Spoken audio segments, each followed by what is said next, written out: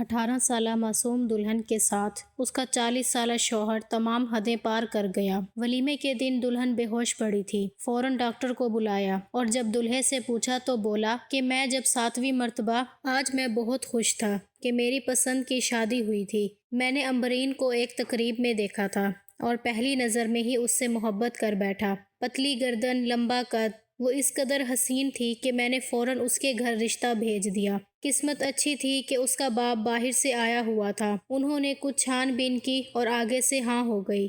میری اچھی نوکری کی وجہ سے ہی انہوں نے ہاں کی تھی۔ 4 مہینے کے طویل انتظار کے بعد آج میرا نکاح ہو چکا تھا۔ وہ رخصت ہو کر میرے گھر آ چکی تھی۔ میں خود بھی بہت خوش دکھائی دے رہا تھا، اس لیے میں نے چھان بین بھی نہیں کروائی کہ اس کا کردار کیسا ہے، وہ کیسی لڑکی ہے۔ میں صرف اس کے حسن پر فدا ہو گیا تھا اور وہ میری والدہ کی رشتہ دار کی بیٹی تھی، تو مجھے ضرورت ہی پیش نہیں آئی چھان بین کی، کیونکہ رشتہ داروں میں ان چیزوں کی ضرورت نہیں پڑتی۔ جیسے ہی میں کمرے میں داخل ہوا تو میرے دل میں لڈو پھوٹ رہے تھے۔ میں نے دیکھا کہ امبرین گھونگھٹ نکالے بیٹھی ہوئی تھی۔ کب سے میں یہ منظر دیکھنے کے لیے بے چین تھا۔ میں نے آہستہ آہستہ قدم اس کی طرف بڑھائے، اس کے سامنے آ کر بیٹھ گیا۔ میں نے محسوس کیا کہ اس کے ہاتھ کانپ رہے تھے، یقیناً وہ گھبراہٹ کا شکار تھی۔ میرے چہرے پر نہ جانے کیوں مسکراہٹ آ گئی۔ شرماتی اور گھبراتی ہوئی دلہن مجھے بہت اچھی لگ رہی تھی۔ میں نے جیسے ہی اس کے لرزتے ہاتھوں کو تھام لیا، اس نے فوراً سے اپنے ہاتھ بھی کھینچ لیے۔ مجھے لگا شاید گھبرا رہی ہے۔ میں سمجھ گیا تھا کہ وہ ایک بہت ہی شرمیلی لڑکی تھی۔ مجھے شرمیلی لڑکیاں اچھی لگتی تھیں، شاید اسی لیے مجھے بہت اچھی لگی تھی۔ میں نے اس سے کہا کہ تمہیں گھبرانے کی کوئی ضرورت نہیں ہے، میں تم پر اپنا سب کچھ نچھاور کر دوں گا، تم میری پہلی اور آخری محبت ہو۔ میں نے اس کا گھونگھٹ پلٹ دیا، لیکن اس کے چہرے پر ذرا بھر بھی مسکراہٹ نہیں آئی، تو میں تھوڑا پریشان ہو گیا، کیونکہ دلہن تو بہت خوش ہوتی ہے جب دولہا اس کی تعریف کرتا ہے۔ ٹھیک ہے، وہ بہت شرمیلی تھی، لیکن مسکرا تو سکتی تھی، مگر وہ تو بالکل بھی نہیں مسکرائی تھی۔ ایک دم اسپاٹ چہرہ، ایسا لگ رہا تھا کہ رو دے گی۔ میں نے اس کے قریب ہونے کی کوشش کی تو ایک دم سے چلانے لگی، کہنے لگی کہ مجھے بہت درد ہو رہا ہے جو میری برداشت سے باہر ہے۔ اس کی بات سن کر میں پریشان ہو گیا۔ تھوڑی دیر پہلے میں بہت خوش تھا، مگر اب مجھے اذیت ہونے لگی تھی۔ مجھے لگ رہا تھا کہ اس سے کوئی درد نہیں ہے، وہ بہانہ بنا رہی ہے تاکہ میں اس کے قریب نہ آ جاؤں۔ میں نے اس سے کہا کہ ٹھیک ہے، میں تمہیں دوا دے دیتا ہوں۔ میں کمرے سے باہر نکل گیا، سوچ رہا تھا کہ گھر والوں سے کیا کہوں کہ میری بیوی کے درد ہو رہا ہے۔ یہ باتیں سوچتے ہوئے مجھے نہ جانے کیوں بہت عجیب محسوس ہو رہا تھا، کیونکہ بات بھی کچھ عجیب تھی۔ سب گھر والے سو چکے تھے۔ لاؤنج میں اس وقت ہو کا عالم تھا۔ میں نے لاؤنج میں دوا تلاش کرنا شروع کر دی، جو کہ مجھے مل بھی گئی۔ میں دوا لے کر پلٹنے ہی لگا تھا کہ میرے کزن نے مجھے وہاں پر دیکھ لیا، جو میرے ماموں کا بیٹا تھا۔ اس نے میرے کندھے پر ہاتھ رکھا، معنی خیز مسکراہٹ اپنے چہرے پر سجا کر بولا، سب ٹھیک تو ہے؟ میں نے کہا سب ٹھیک ہے، تمہاری بھابھی کی طبیعت کچھ ٹھیک نہیں ہے، اسی وجہ سے میں اس کے لیے دوا لے کر جا رہا ہوں۔ تو آگے سے میرے کزن نے کہا کہ لڑکیاں تو شادی کی پہلی رات اس قسم کے بہانے کرتی ہی ہیں، خاص کر ایسی لڑکیاں جنہیں اپنا شوہر پسند نہیں ہوتا اور جن کی پسند کی شادی نہیں ہوتی، تو وہ بیماری کا بہانہ کر دیتی ہیں۔ یہ تمہاری بیوی بھی اسی وجہ سے بیماری کا بہانہ کر رہی ہے، شاید اسے تم میں سے کوئی دلچسپی نہیں ہے۔ تم سمجھ رہے ہو نا میں کیا کہنا چاہ رہا ہوں؟ آگے تمہاری مرضی۔ اگر وہ شادی سے خوش ہوتی تو تمہیں اس وقت کمرے سے باہر نہ نکلنا پڑتا۔ میرے کزن کی باتوں نے تو میرے اندر جیسے آگ لگا دی تھی۔ مجھے بہت غصہ آیا تھا، لیکن میں شادی والے گھر کا ماحول خراب نہیں کرنا چاہتا تھا۔ تھوڑی دیر پہلے جو میں سوچ رہا تھا کہ شاید واقعی میری بیوی کو درد ہوگا، لیکن اب اپنے کزن کی باتیں سن کر مجھے محسوس ہو رہا تھا کہ شاید وہ سچ بول رہا ہے۔ کیا واقعی وہ مجھ سے خوش نہیں ہے؟ اگر وہ خوش نہیں تھی تو پھر اس نے شادی کے لیے حامی ہی کیوں بھری تھی؟ پھر مجھے احساس ہوا کہ میرے کزن نے شیطانی وسوسے میرے اندر ڈال دیے ہیں۔ کچھ لوگوں کی عادت ہوتی ہے، وہ میاں بیوی کے خلاف اس طرح کی باتیں کرتے ہیں تاکہ میاں بیوی کا رشتہ خراب ہو جائے۔ مجھے یاد آیا کہ میرے ماموں کا یہ بیٹا جو مجھ سے اس قسم کی عجیب و غریب باتیں کہہ رہا تھا، اسے خود شادی کا بہت شوق تھا اور اسے کوئی لڑکی نہیں مل رہی تھی۔ شاید وہ میری شادی کو دیکھ کر حسد میں مبتلا ہو گیا تھا۔ میں نے ان خیالوں کو جھٹک دیا اور اپنے کمرے کی جانب بڑھا۔ دیکھا تو اس کی آنکھوں سے آنسو بہہ رہے تھے۔ میں فوراً اس کے پاس گیا، اسے دوا دی اور پانی پلا دیا۔ میں نے اسے کہا کہ وہ تھوڑا آرام کر لے، جیسی بھی تھی وہ میری بیوی تھی اور اس کا خیال رکھنا میری ذمہ داری تھی۔ آدھے گھنٹے میں اس کی طبیعت میں کچھ بہتری آنے لگی۔ اس دوران میں اس سے بات کرنا چاہتا ہوں، لیکن وہ بالکل بھی بات کرنے کے موڈ میں نہیں تھی۔ ایسا محسوس ہو رہا تھا کہ اسے شدید تکلیف ہے اور وہ کچھ سننا نہیں چاہتی اور کچھ بولنا نہیں چاہتی۔ مایوس ہو کر میں نے تکیے سے ٹیک لگا کر سو گیا۔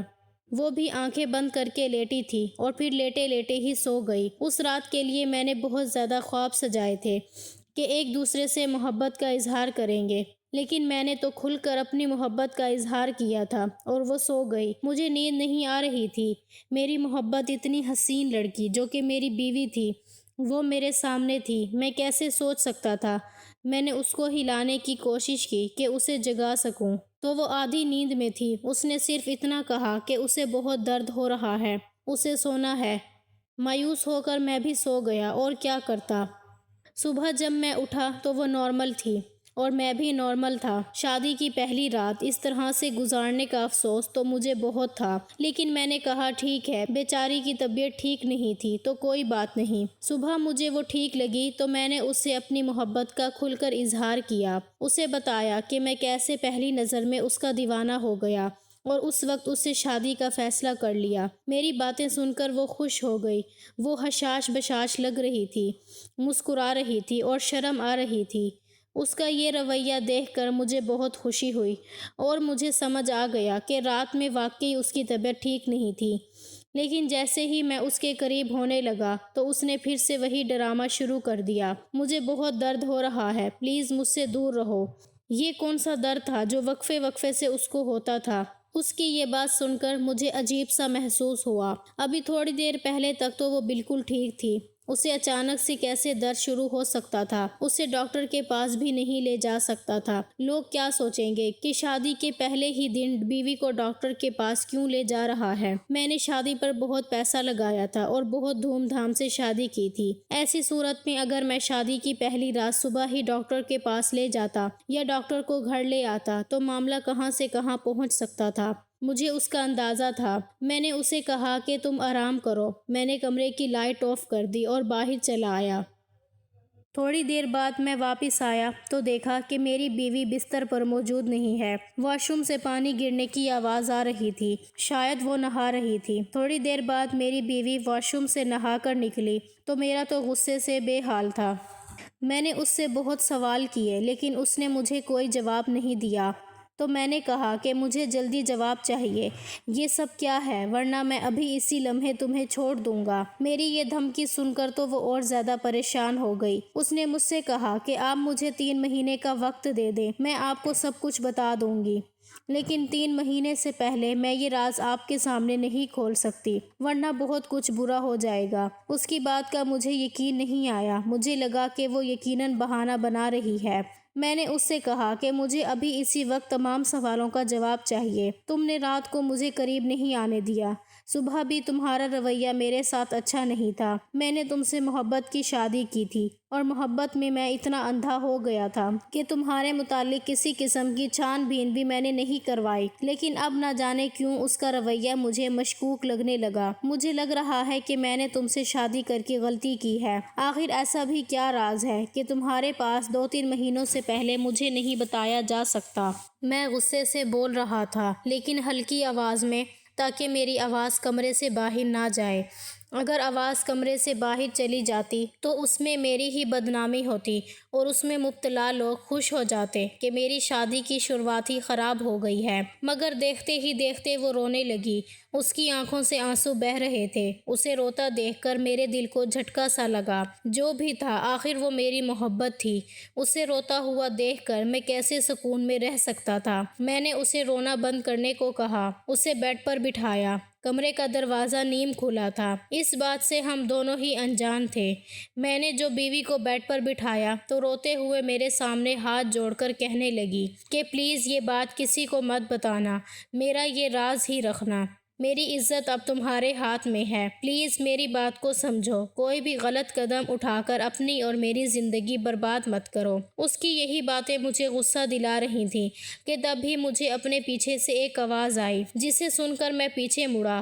میری بیوی بھی بوکھلا کر پیچھے سامنے دیکھنے لگی۔ اس نے جلدی سے اپنا چہرہ آنسوؤں سے صاف کیا۔ دروازے کے درمیان میں میرا وہی کزن کھڑا تھا اور ہم دونوں کو دیکھ رہا تھا۔ تب بھی وہ غصے سے آگے بڑھا اور بولا، کیا ہوا ہے؟ تم کیوں رو رہی ہو؟ مجھے بتاؤ، میں ابھی جا کر سب کو بتاتا ہوں۔ وہ مجھے دیکھنے لگا۔ میری بیوی نظریں جھکا گئی۔ میں نے فوراً بات سنبھالتے ہوئے کہا کہ ایسی کوئی بات نہیں ہے، دراصل تمہاری بھابھی کو اپنے گھر والوں کی یاد آ رہی تھی، اسی لیے وہ رو رہی ہے، مگر میں نے سمجھا دیا ہے، اب وہ ٹھیک ہے۔ مجھے اپنے کزن پر شدید غصہ آیا تھا۔ آخر وہ ہوتا کون ہے میری بیوی سے اتنی اپنائیت سے بات کرنے والا؟ ایسے لگ رہا تھا جیسے وہ میری بیوی سے پہلی بار نہیں مل رہا۔ میں نے غصہ بامشکل ضبط کیا۔ وہ کزن نہ جانے کیوں کچھ عجیب سا لگنے لگا تھا۔ وہ بار بار میری بیوی کو بہانے سے دیکھتا اور میری بیوی بھی اس کی خوش مزاجی پر بھرپور جواب دے رہی تھی۔ میری بیوی میرے علاوہ ہر ایک سے ہنسی خوشی بات کر رہی تھی۔ آخر مجھ میں کیا کمی تھی؟ اتنی چاہت سے میں نے شادی کی تھی اور شادی کے 2 دن میں ہی میری بیوی نے مجھے میری نظروں میں گرا دیا تھا۔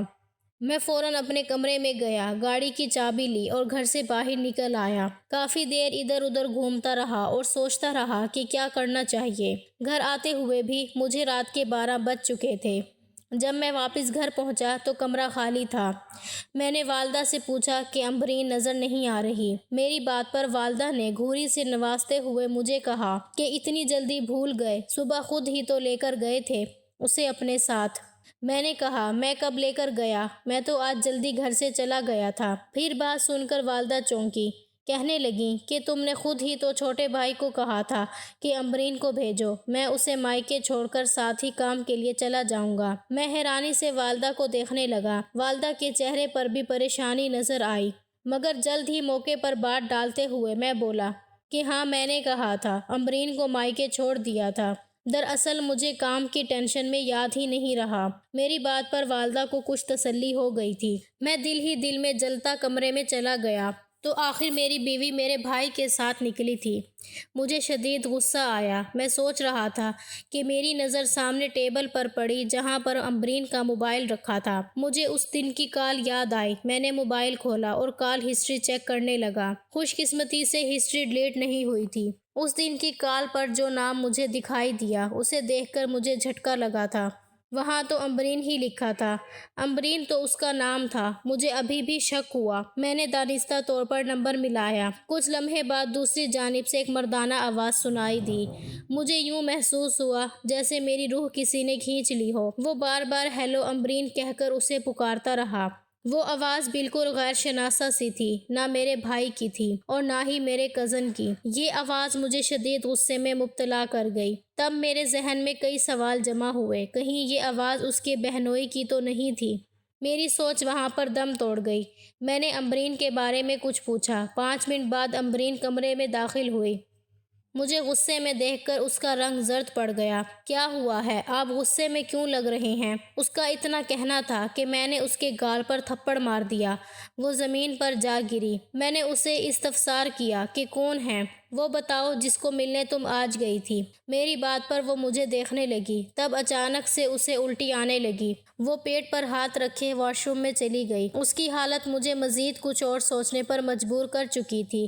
جب وہ باہر آئی تو رو رہی تھی۔ اس کا چہرہ زرد پڑ چکا تھا۔ وہ روتے ہوئے کہنے لگی کہ میں ہاتھ جوڑتی ہوں، پلیز مجھ پر ایسے گھنونے الزام مت لگاؤ۔ میں نے کبھی کسی کے ساتھ ایسا تعلق نہیں بنایا اور نہ ہی بناؤں گی۔ آپ مجھ پر یقین کر کے تو دیکھیں۔